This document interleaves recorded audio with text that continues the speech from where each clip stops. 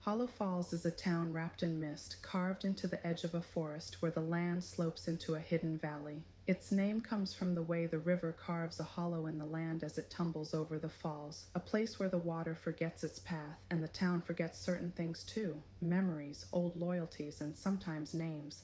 Hollow Falls exists in the quiet between certainty and rumor, a place where legends are as common as cobblestones, and every resident keeps one cautionary tale tucked into their coat pocket. Hollow Falls sits in a broad basin ringed with pines. A canyon route serves as the town's main thoroughfare, with the falls spilling into the valley beyond. A river runs alongside the town, braided with currents and a pair of old mills. A network of tunnels carved by ancient miners threads beneath the streets, connecting basements to the cave systems. Districts include the Fall Side, the oldest quarter, narrow lanes, stone cottages, and the sound of water at every doorstep. The Glass Quarters, Workshop Row, where artisans, glass blowers, lantern makers, and glaziers craft items that catch the valley light. Lantern Market, a seasonal market that glows with dusk-lit stalls. The scent of rain-soaked wood and kettle corn fills the air. The Hollow, the forested edge where the ground drops away to reveal the hidden cave system. Elders say the Hollow is alive with echoes. The architecture is a mix of timber-framed houses with stone foundations, lantern-lit streets, and windows that often contain small scene pieces, miniatures, glass jars with kept memories. Inside, you'll find carved shelves, hidden panels, and clever storage to tuck away secrets safely. The mood is cozy, intimate, and slightly uncanny. The town's warmth comes from tea, bread, and shared stories. The uncanny comes from the sense that memory itself has weight. Like a hit loaf pulled from the oven, it's comforting but requires care not to burn. The Hidden Archive. Beneath Hollow Falls lies a labyrinth of caves that functions as the town's true archive, the memory repository. It's accessed through a secret network of tunnels, as is accessible to those the town trusts. The repository contains the Ledger of Quiet Things, a living ledger recording small kindnesses and memories kept by a lineage of townkeepers. The Shaded Journals, journals bound in leather from ancient forests, recording the town's unspoken truths and the soft, unglamorous acts that kept the community intact. The Echo Vault, a room of gilded echoes, voices and soft recollections that can be replayed in a controlled way to guide decisions or heal rifts. The Guardians, a small circle of families and families-to-be who have safeguarded Hollow Falls' memory for generations. The guardianship rotates through the town, ensuring that no single family monopolizes memory or power. The Hollow Falls mythos: memoria, silence, and responsibility. In Hollow Falls, memories are treated as tangible, portable objects that can be borrowed, restacked, or carefully returned. The townspeople share a belief: forgetting can be as dangerous as licing, and a well-kept memory system keeps threats at bay. Silence is a practiced art. The town honors the power of listening and reflection. A well-timed silence can diffuse a feud, while a whispered confession can repair a fracture. Secrets are precious but dangerous. They should be shared only when necessary and with care. Otherwise, they can fracture the community's trust. The town's core cast key figures: the custodian of the ledger, an elderly archivist who has spent a lifetime protecting the ledger's integrity. They pass down careful custodian rituals to keep the ledger's living nature from becoming a danger. The lantern canopy keeper, the lantern maker who supplies the town with light that reveals truth in gentleness, not in glare. Their lamps have a subtle reflective magic. Truth is often found in the soft glow of a lamp. The weft wielder, a seamstress whose family line sews memory to fabric, mementos, flags, bookmarks, and keepsakes that remind the town of its shared history. The river watch, a miller or ferryman who knows every current and undertow. They guide travelers and protect the memory streams that feed Hollow Falls archives. The hollow-born healer, a healer who uses plants and careful remedies, mindful of the tension between memory and medicine. They guard against memory fatigue and mental fog. The founding and the first fall. Hollow Falls began as a timber and crag hamlet called Briargate, settled by a loose confederation of millers, traders, and craftspeople who traded in forgotten things, instruments, stories, and memories that communities would rather not lose. The settlers believed the valley held a natural archive of the land's history, stored in the shimmer of the falls and the hush of the forest. One autumn, a powerful flood roared through the valley. The river's force opened a deep hollow in the rock, revealing a hidden cave system beneath the town. In those caves, locals discovered relics: a carved ledger, brittle journals, a stash of old keys that hinted at a past longer and darker than anyone admitted. The flood washed some of these relics away, but what remained seeded the town's dual loves, storytelling and secrecy. After the flood, the town elders forged a pact with the cautious spirit of the valley, an agreement to protect the cave network and the memories it held. In exchange, the town would keep a quiet watch over the valley and ensure that secrets stayed within the hollow to prevent outsiders from weaponizing them.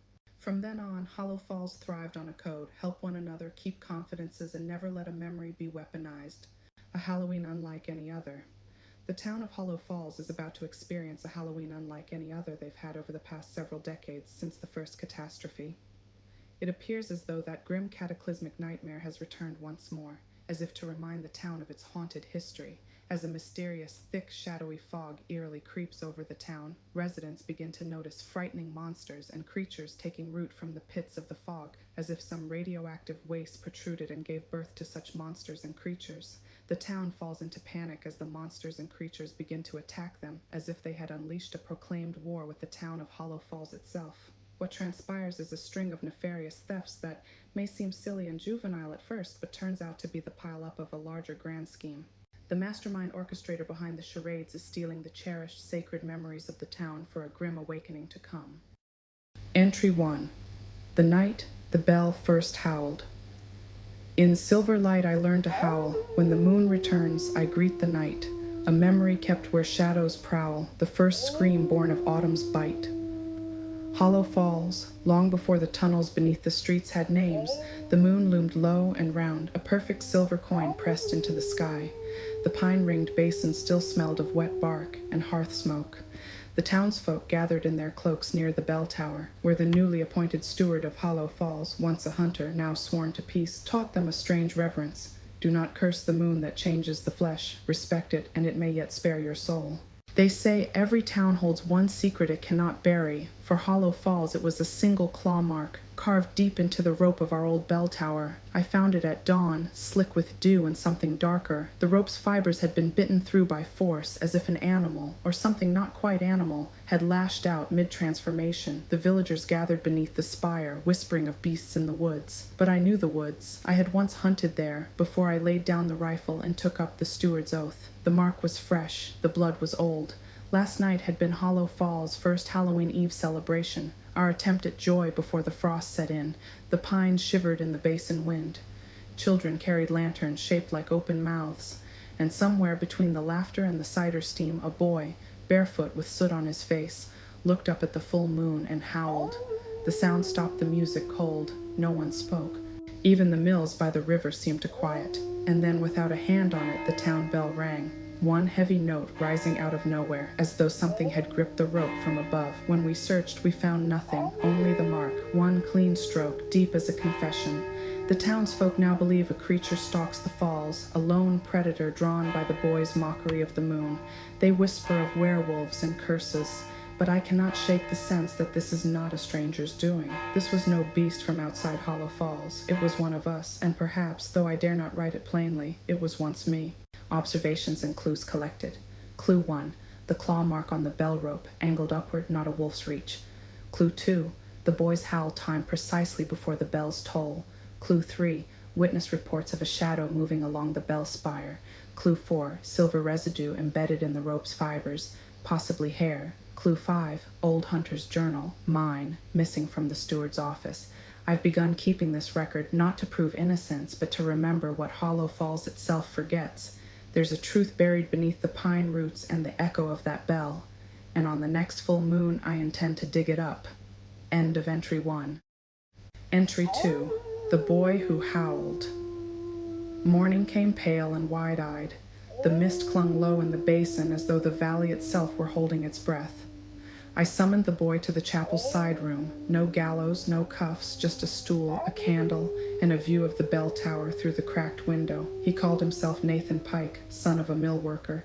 His hands were raw from river ropes, his eyes too old for his years. He swore he meant no harm with his howl, said it was just to make the moon laugh.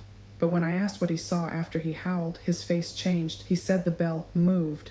Not the rope, the bell itself tilted as if answering him. That was when I noticed the smear on his sleeve, a streak of dark silver, almost metallic. Not blood, not soot, something finer like powdered moonlight ground into cloth. My interview notes. Who told you to howl? No one. I just felt like the moon was listening. Did you see anyone by the tower?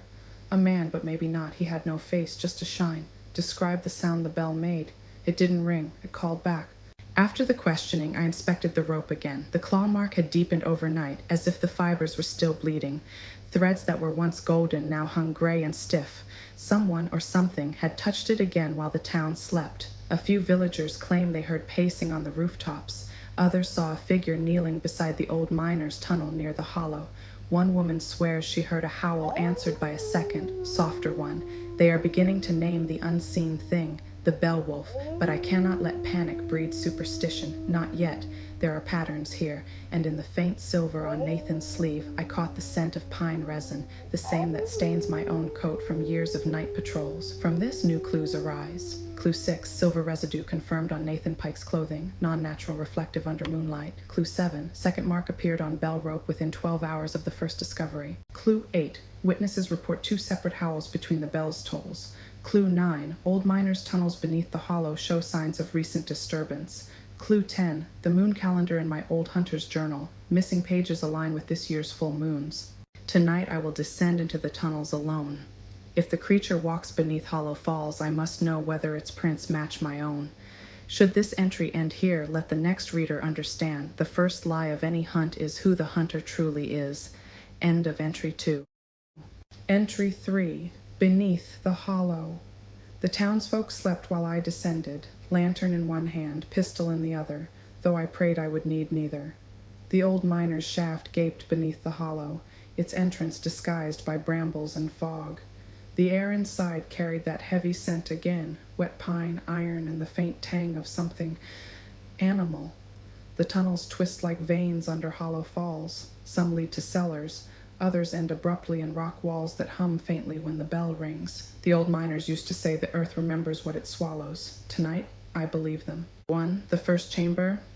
About 30 paces in, I found scratch marks on the stone. Not random, aligned, deliberate.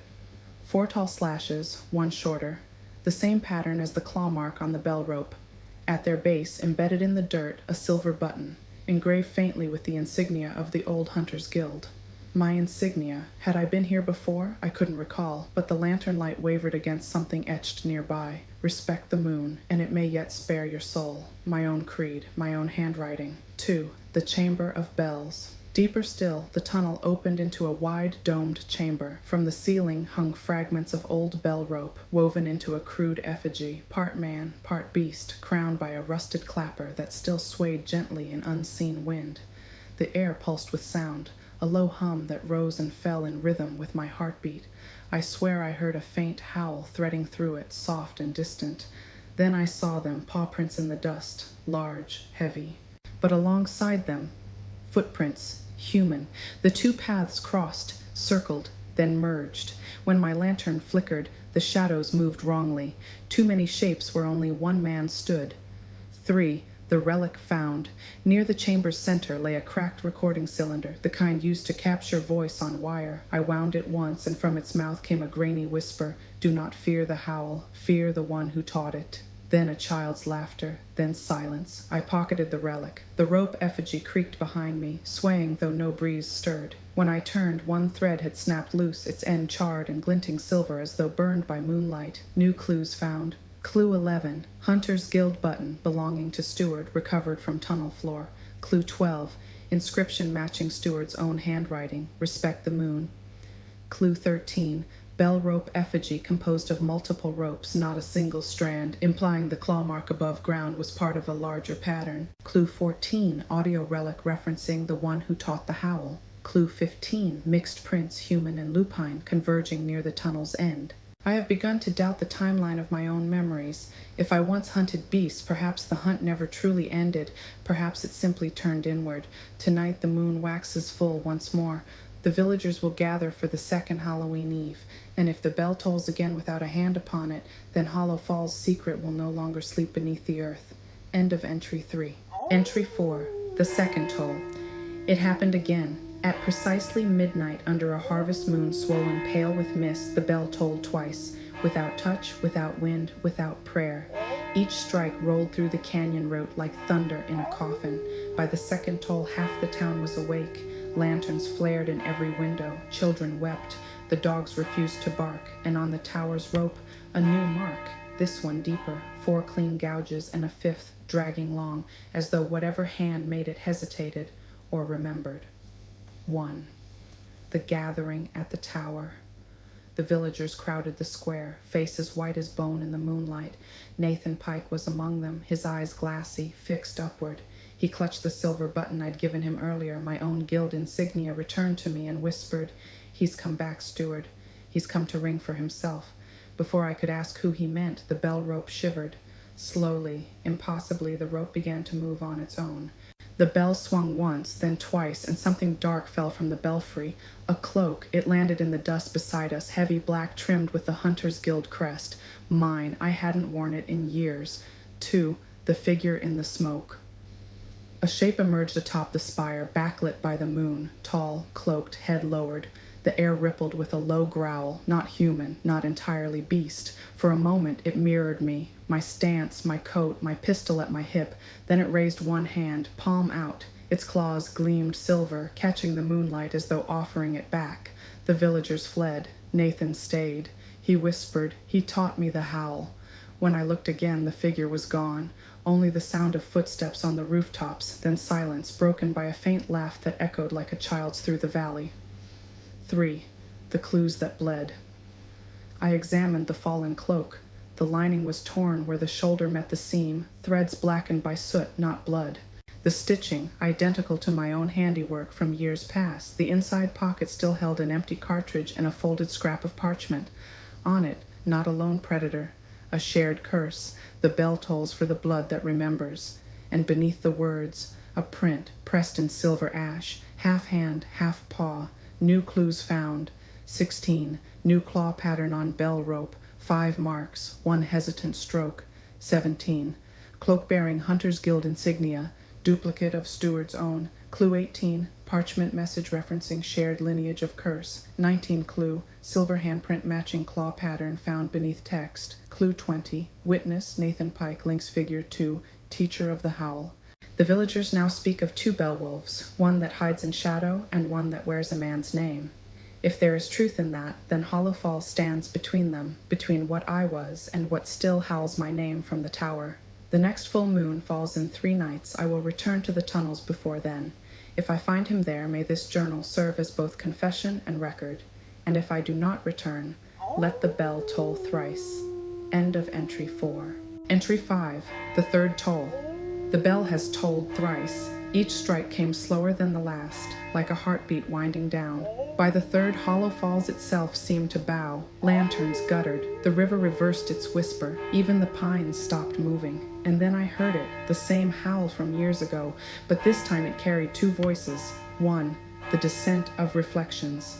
I returned to the tunnels with Nathan at my side. The boy refused to stay behind, saying, "If he taught me the howl, then he's calling us both." The tunnels were different now, wetter, deeper, as though the earth had rearranged itself for the moon. We passed carvings in the walls that had not been there before. Faces half human, half beast, all gazing upward in reverence. Each wore a rope about the neck, coiled like a bell's pull. The air trembled with sound, not echo, not wind, but the faint hum of a second bell buried beneath the first. We followed it. 2nd, the mirror chamber. We reached a hollow lined with quartz and water, a natural mirror catching the moonlight that seeped down through cracks in the stone. In that light, 2 figures stared back at us, not our reflections, but older versions of ourselves. The elder me, hair matted, eyes yellowed, coat shredded, stood beside an older Nathan, both marked by the same silver veins beneath the skin. Their movements matched ours until I raised my hand. Then the reflections smiled. Nathan gasped. His eyes gleamed silver. The mirrored version stepped forward and out of the water. 3. The revelation. The truth came as the bell above began to swing again, its vibration shaking dust from the ceiling. The bell wolf was not one beast. It was a lineage curse, passed through voice, not bite. The boy who first howled had echoed my blood. The sound bound him. Every howl since had braided our souls tighter through the bell rope, a communion between teacher and heir. I remembered now. The first Halloween Eve, I had not silenced the curse. I had taught it to sing, and now the song was complete. 4. The confrontation. The mirrored steward lunged, fangs bared, coat whipping like a shadow torn free. Nathan stepped before me, his voice breaking on a howl that cracked the court's walls. Light poured from the fissures, silver and screaming. The two reflections convulsed, their bodies unraveling into threads of glowing rope that coiled around us both. For a moment, I felt every memory that Hollow Falls had stolen, every hunt, every moon, every bell that ever rang. Then silence. Only one reflection remained. It looked like me, but younger, cleaner. It whispered, "Respect the moon," and vanished. Final clues and closure. Clue 21. The curse is vocal, transferred through the act of howling under moonlight. Clue 22. The bell rope's marks form a tally, each new werewolf born from the steward's bloodline. Clue 23. The tunnels beneath Hollow Falls act as conduits, amplifying lunar resonance through quartz veins. Clue 24. The mirror chamber serves as both birthplace and tomb for the cursed lineage. Clue 25. The bell wolf is not a single entity, but an echo chain, each generation bound to the next through the howl. When I awoke, Nathan was gone. The moon had set, the bell tower lay in ruin, its rope burned clean through, no marks left to count. I write this final note as dawn spills into the basin. There will be no more howls in Hollow Falls, only echoes. If you find this journal, keep it sealed until the next Halloween Eve, and if the bell rings again without a hand upon it, don't answer it.